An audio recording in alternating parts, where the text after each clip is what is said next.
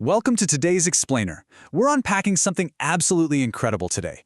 We are looking at Craig Robinson's childhood story. But, we aren't just reading it as a simple children's tale. We're looking at it as a deeply powerful, reflective memoir. It's called Little Craig and the Yellow Bike, and it's a true story drawn straight from the author's own youth growing up in Chicago. Today, we're going to explore how a single, seemingly ordinary day riding a bike completely transformed into this profound, lifelong lesson on adversity, family advocacy, and ultimately, self-worth. Okay, let's dive into this with a quote straight from adult Craig as he looks back on this pivotal childhood moment. He writes, "Even the hardest situation can be a chance to learn and grow." And honestly, that sets the perfect stage for us today. We're exploring a dual perspective narrative here. We get to experience the raw, immediate events right through the eyes of little Craig, while at the exact same time, we're absorbing the profound, hard-earned wisdom of adult Craig looking back. It's a pretty brilliant way to process some really difficult memories. Section 1. A Memory in Yellow, the Innocence of a New Bike.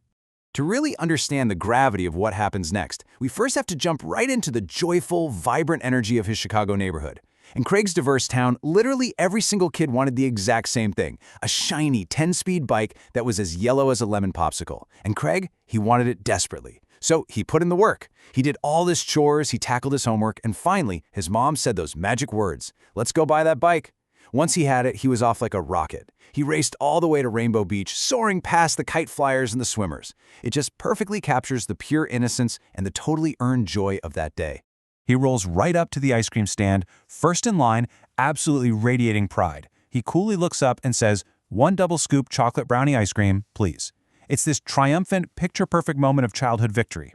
He's got his dream bike, he's getting his favorite ice cream, but right at this peak moment of happiness, the narrative takes a very sharp, very unexpected turn. Section 2. The Unexpected Interrogation, a Sudden Shift. Before Craig can even grab his ice cream cone, a tall police officer wearing a brilliant blue shirt suddenly steps right in front of him, instantly changing the whole vibe from joyful to tense. And this brilliantly illustrates a really harsh disconnect. In Craig's reality, he bought this bike fairly after a whole lot of hard work. But the officer? He looks at this young child and immediately assumes the bike is stolen property. He actually tells Craig, "Not so fast, I'm going to have to take that bike." When Craig naturally panics and truthfully explains it was bought for him, the officer completely dismisses the truth. The officer roughly packs the brand new yellow bike right into the trunk of his car and says, "I know you stole it, kid. I'll drive you home and we can talk to your mom. Get in." I mean, just imagine the heartbreaking confusion little Craig felt right there. His little heart sinks as he climbs into the back of a police cruiser. Everything he earned, his entire moment of triumph, is just completely wiped away by this totally baseless accusation. Section 3. A Mother's Fierce Defense, Turning the Tide. So the police car pulls up to Craig's house, and the entire dynamic of the story just completely shifts. We meet Craig's mother, who instantly becomes the true narrative anchor of this whole thing. Craig runs to find her, knowing for sure she'll know what to do. When the officer suggests Craig stole his own bike, her visceral, physical reaction is immediate. Her face turns a bright shade of red, she waves her finger, she shakes her head, she puts her hands right on her hips.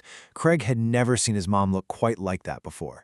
She sends Craig inside, and whatever she says to that policeman, well, it works. He lifts the bike out of the trunk, drops it on the lawn, and just drives away. Looking back now, the crucial point is how adult Craig reflects on this in his memoir. He realizes his mom could have assumed the worst when she saw him climbing out of a police car. She could have easily wondered what trouble he'd gotten himself into, but she didn't. Instead, she instantly came to his side. She believed in him implicitly, and she stood up for him when he was entirely powerless to do it himself. In a moment of sheer crisis, that unwavering belief was everything. Section 4. Unpacking Prejudice and Racism, the Hard Truths Over Ice Cream. The immediate threat is gone, but the mother knows her job isn't done yet. She buys Craig not one, but 2 double-scoop chocolate brownie ice creams, and they sit down in the park to talk. Sitting there, watching other kids play, she clearly and neutrally introduces some very adult concepts to her child. She explains racism to him. She tells him that because of his skin color, people aren't always going to be nice to him. They might treat him differently or think they're somehow better than him, based entirely on the color of his skin. And she directly connects this harsh reality to his experience, explaining that this is exactly why the policeman assumed he stole his own bike. Now, what's really interesting about this part of his reflection is the nuance Craig's mother brings to this really hard conversation. See, Craig is confused because the officer actually had the same skin color as he did. He asks, why would he treat me different? His mother introduces the concept of learned prejudice. She explains that prejudice can take all shapes and sizes. Even people who share your identity, who look just like you, might still treat you unfairly.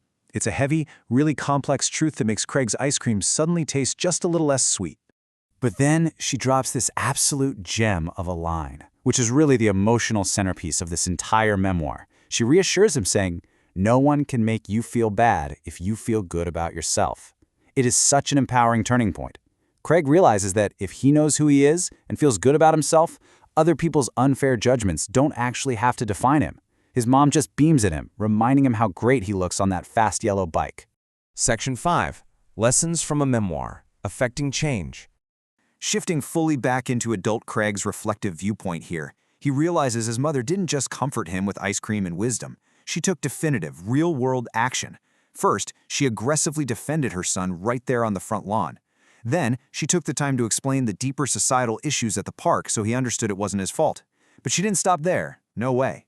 She actually went down to the police station after the incident. And finally, she got that exact same police officer to come back to their house and officially apologize to little Craig for what he had done. She literally held the system accountable and secured justice for her son. So, when we zoom out and look at the big picture, these are the core takeaways Craig's parents instilled in him. Empathy, always trying to put yourself in others' shoes and understand their insecurities. Self-worth, knowing exactly who you are so that external prejudice can't tear you down.